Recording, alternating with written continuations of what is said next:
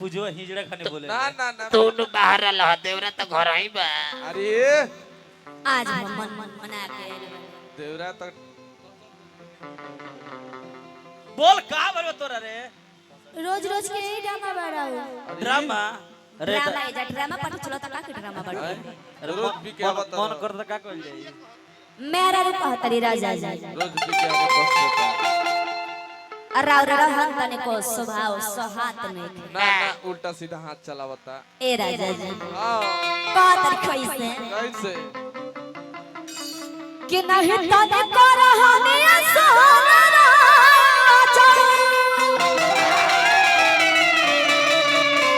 कथि जवन कइले बार कहला ना जाना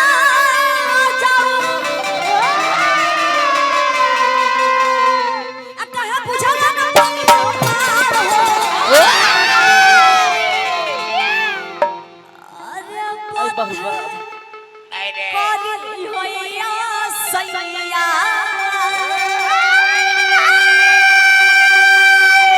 अरे संपा हो संपा। हम त परिले पैया गोड़ धरा छोड़ी दे तो लागल बा बुखार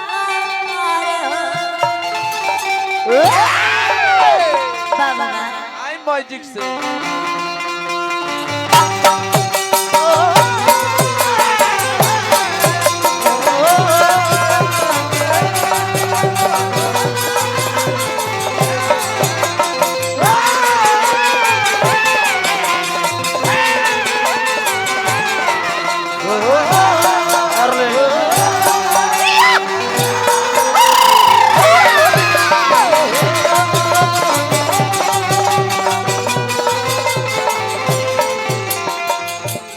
मेरा रूप राजा जी नहीं तो दिखरा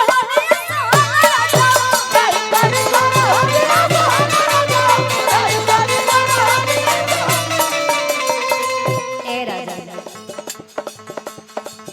जवन कला बड़ा कहला ना चला राजा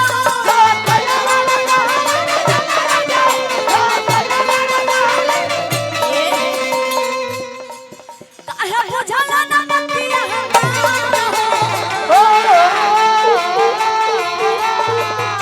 अरे पथे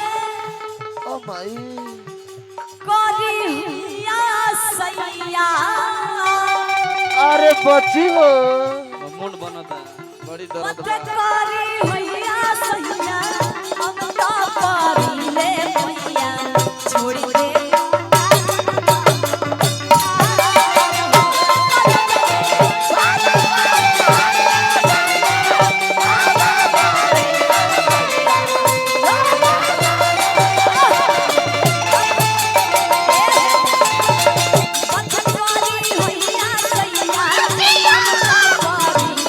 छोड़ी दे